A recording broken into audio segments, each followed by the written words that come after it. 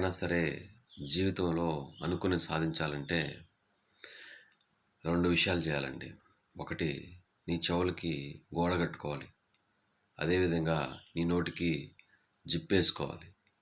అంటే ఏంటంటే, ఎవరు ఏమి చెప్పినా కూడా నీ చెవులకి ఎక్కకూడదు. అదేవిధంగా ఎవరికీ కూడా నువ్వు సమాధానం చెప్పాల్సిన అవసరం లేదు. ఇలా చేయగలిగితే ఖచ్చితంగా మీరు ఏదనుకుంటే అది సాధించే తీరుతారు.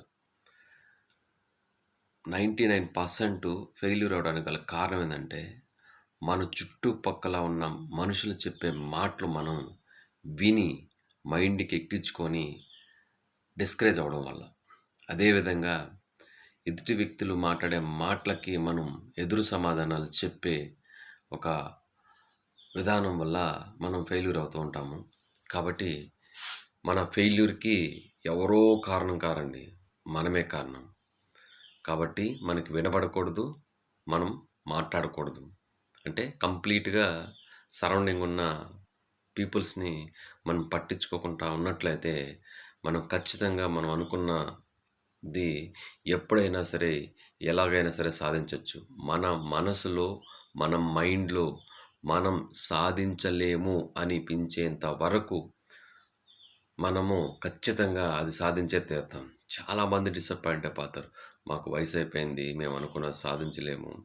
లేదా నా దగ్గర డబ్బు లేదు. నేను అనుకున్నది కానీ నీకు నీ యొక్క మనోధైర్యమే నిన్ను ముందుకు తీసుకెళ్తది. కాబట్టి ఆ మనోధైర్యం ఉన్నవాడు ఎక్కడైనా సరే, ఎప్పుడైనా సరే, ఎలాగైనా సరే సక్సెస్ అయ్యి తీరుతాడు. అలాంటి వారికి ప్రకృతి, అదేవిధంగా దేవుడు అందరూ ఖచ్చితంగా సహాయం చేసే తీరుతారు. కాకపోతే మనం అనుకున్న లక్ష్యాన్ని మనం ఎప్పుడు కూడా, ఎక్కడ కూడా, ఎట్టి పరిస్థితిలో కూడా దేని కారణంగా అయినా సరే మనం వదిలిపెట్టకూడదు.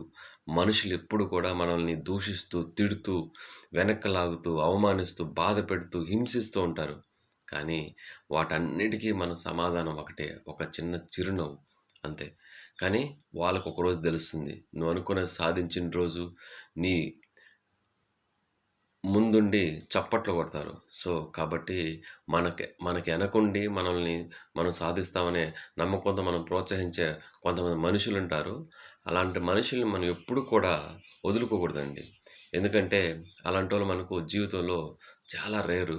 సో, అలాంటోళ్ళు మనం గుర్తించగలిగి మనం వాళ్ళతో మంచిగా ఉండగలిగితే అంతకన్నా పెద్ద ఆశీర్వాదం లేదు జీవితంలో. నాకు తెలిసిన విషయంని నేను మీతో షేర్ చేసుకున్నాను. ఇంతసేపు నా వీడియో చూసినందుకు ధన్యవాదాలు. మీకు తెలిసిన వారికి షేర్ చేయండి. Thank you. Thank you very much.